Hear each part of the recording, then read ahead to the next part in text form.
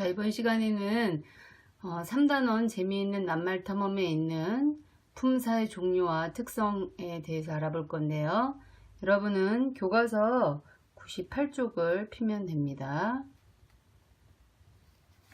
자, 오늘은 그 중에서도 품사의 3가지 분류 기준에 의한 분류 방법을 알아보도록 하겠습니다. 자, 교과서 98쪽을 보면 자, 8개의 단어를 제시해 놓고 그 다음에 밑에 분류 기준 1번 형태에 대해서 알아보라고 했습니다. 자, 교과서를 잠깐 볼까요? 화면을 보기 전에. 자, 1번을 보면 다음을 참고하여 보기의 낱말을 형태가 변하는 낱말과 형태가 변하지 않는 낱말로 나누어 보자 그랬어요. 자, 거기 보면 되죠.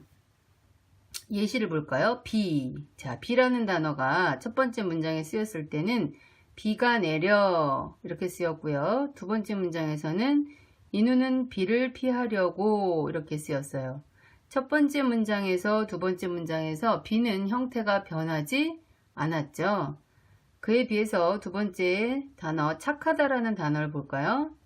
첫 번째 문장에서는 마음씨가 착하다로 쓰였는데 두 번째 문장에서는 착하게 살아야 이렇게 쓰였어요. 착하다, 착하게 같은 말이지만 형태가 변했죠. 그래서 착하다는 형태가 변하는 말입니다. 그러면 저 보기에 주어진 8개의 단어를 거기 보기에 있는 것처럼 형태가 변하는 낱말과 변하지 않는 낱말로 구분해 보래요. 자, 첫 번째 단어 기쁘다를 볼까요? 기쁘다. 문장을 2개씩 만들어 봅시다. 기쁘다. 나는 오늘 매우 기쁘다. 이런 문장이 있을 수 있고, 나는 기쁜데 내 동생은 슬프다. 기쁘다, 기쁜데 형태가 변하죠? 네, 기쁘다는 형태가 변하는 말입니다. 자, 매우는 변할까 해볼까요? 나는 오늘 매우 기분이 좋아. 매우 더운 걸 어때요? 문장이 달라져도 형태는 변하지 않죠? 설악산은 변할까 변하지 않을까? 나는 설악산에 가보았다. 설악산의 단풍은 매우 아름답다. 어때요? 문장이 달라져도 형태가 변하지 않죠? 설악산은 변하지 않는 말. 달리다는 달리다 해볼까요? 나는 달리고 내 동생은 걷는다. 빨리 달리다. 어때요? 형태가 변하죠? 구름 변할까요? 나는 구름을 좋아해. 뭉게뭉게 구름이 떠간다. 문장이 달라져도 형태가 변하지 않습니다. 꽃은 변할까 안 변할까? 나는 꽃을 좋아한다. 꽃과 반지를 선물로 받았다. 문장이 달라져도 변하지 않습니다. 흔들다는요. 몸을 흔들다. 나무가 바람에 흔들리다. 바람이 나무를 흔들었다. 바람에 나무가 흔들리고 꽃도 흔들렸다. 형태가 변하죠? 예쁘다. 꽃이 참 예쁘다. 꽃도 예쁘고 아기도 예쁘다. 형태가 달라지고 있네요. 자, 이처럼 우리나라 말은 크게 형태가 변하는 말과 변하지 않는 말로 나눌 수가 있습니다. 형태가 변하는 말은 한자로 하면 가변어라고 해요.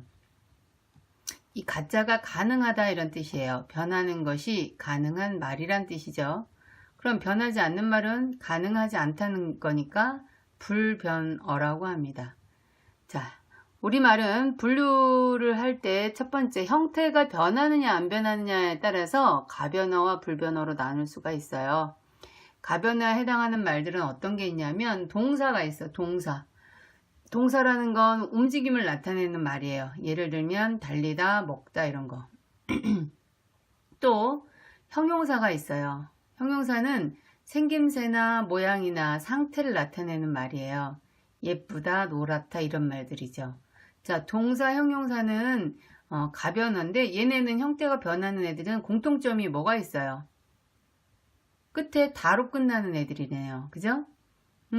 사전에서 찾았을 때 다로 끝나는 형태를 갖고 있는 애들이 동사, 형용사인데 그것들이 다 변하는 말들입니다.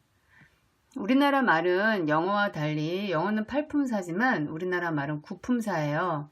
9개 품사 중에 동사, 형용사만 형태가 변하고 나머지는 안 변해. 그러니까 안 변하는 걸 외울 필요는 없어요. 변하는 걸 외우면 되죠. 자, 그래도 안 변하는 게 어떤 애들이 있나 한번 봅시다. 가볍게. 명사, 이름을 나타내는 거. 대명사, 명사를 대신하는 거. 수사, 숫자랑 관련된 거.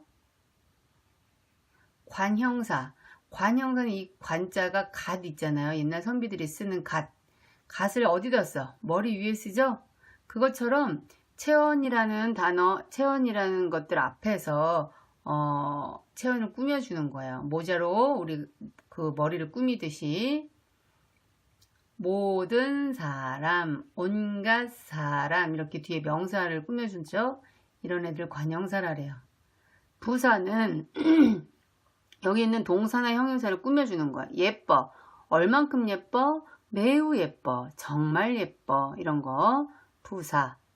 감탄사는 다 알겠죠? 감탄하는 거. 그 다음에 우리말이 영어보다 하나 더 있는 게 예예요. 예. 조사. 조사라는 건 뭐냐면 이 조자가 도울 조자예요. 명사나 대명사나 수사 뒤에 붙어요. 얘네가.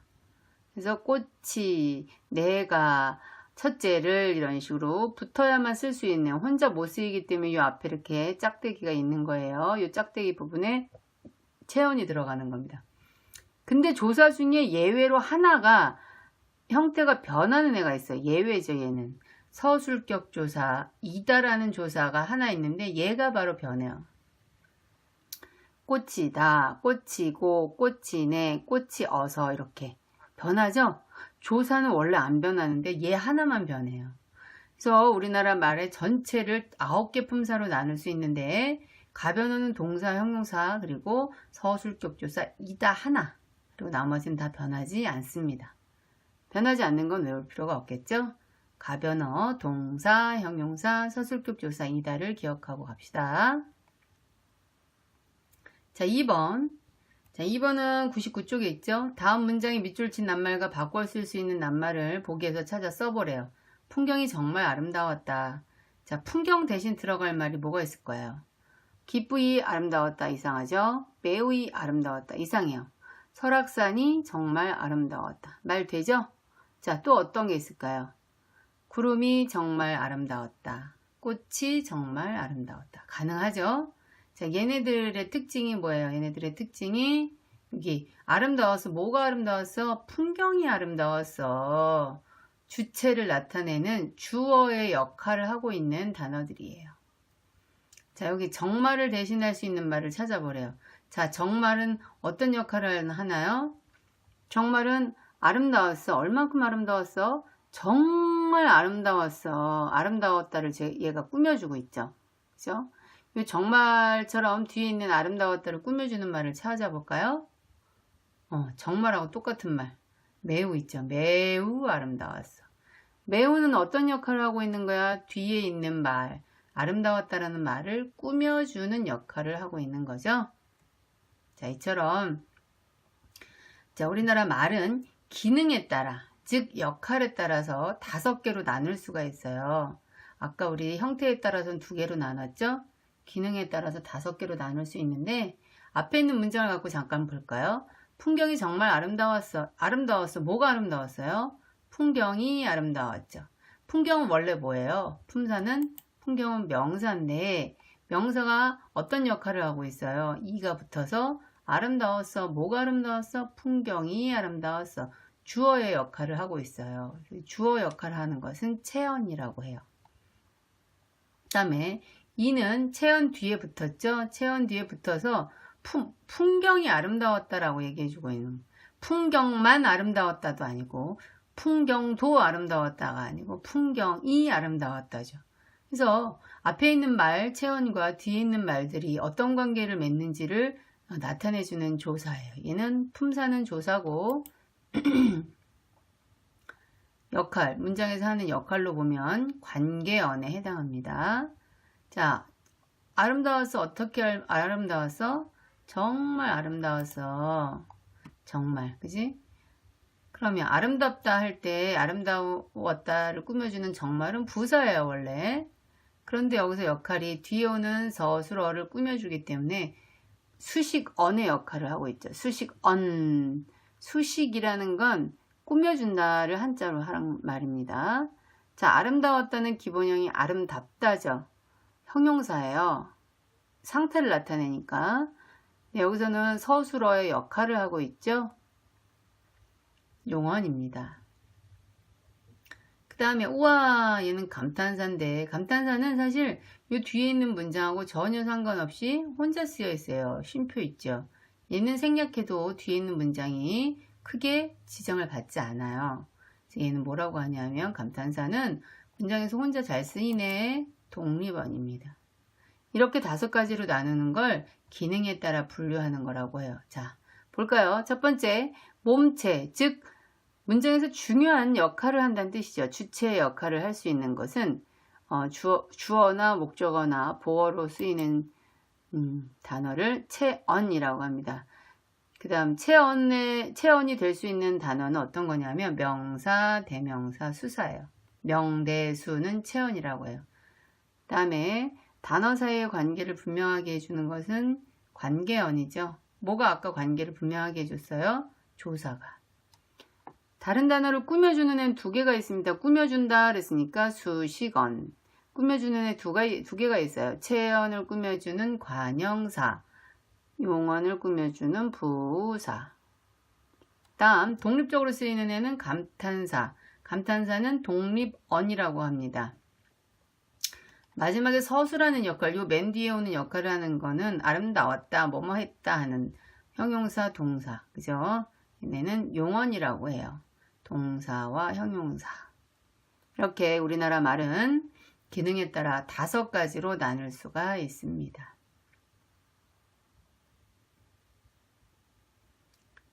3번 의미에 따라서 나눠보래요. 자, 8개 단어 중에 사물이나 사람의 움직임을 나타내는 단어 뭐가 있을까요? 달리다, 움직이고 있죠? 흔들다, 그지? 상태나 성질, 내 마음이 지금 어떤 상태야? 기쁜 상태야? 얼굴이 어떤 상태야? 예쁜 상태야. 자, 사물의 이름, 명칭을 나타내는 거 뭐 있어요? 설악산, 구름, 이런 꽃, 이런 게 있네요. 그죠? 자, 이처럼 우리나라 말은 그 의미에 따라서 또 분류를 해볼 수가 있는데 9개로 분류가 됩니다. 첫 번째, 사람이나 사물의 이름을 나타내요. 이름을 나타내는 한자 뭐가 있어? 이름, 명사. 예를 들면 꽃, 방탄 뭐 이런 거. 그리고 우리 이름, 다 각자 갖고 있는 이름도 다 명사죠. 두 번째, 명사를 대신해요. 대신할 대자를 쓰는 명하고 대자를 갖다 쓰면 돼요. 대명사. 꽃이 예쁘다 할 때 꽃 대신 쓸 수 있는 거, 이것이 참 예쁘다 이럴 수 있죠. 이것저것, 그것, 나, 너, 우리 이런 것들을 대명사라고 합니다. 수량 순서를 나타내. 얘네는 뭐예요? 수와 관련되어 있는 수사. 예를 들면 하나, 둘, 셋, 넷, 그 다음에 첫째, 둘째, 셋째, 넷째 이런 것이 수사죠. 그 다음 사람이나 사물의 움직임, 의미하는 한자가 뭐 있어요? 움직일 동사. 어떤 거? 달리다, 먹다 이런 거. 예를 들면 이, 가, 을 이런 것들이 있습니다. 자, 느낌이나 놀람을 나타내는 거 감탄사. 예를 들면 와우, 헐 이런 것들이 있죠. 자, 우리나라 말은 3번째 분류 기준 의미에 따라서 9개로 나눌 수가 있어요.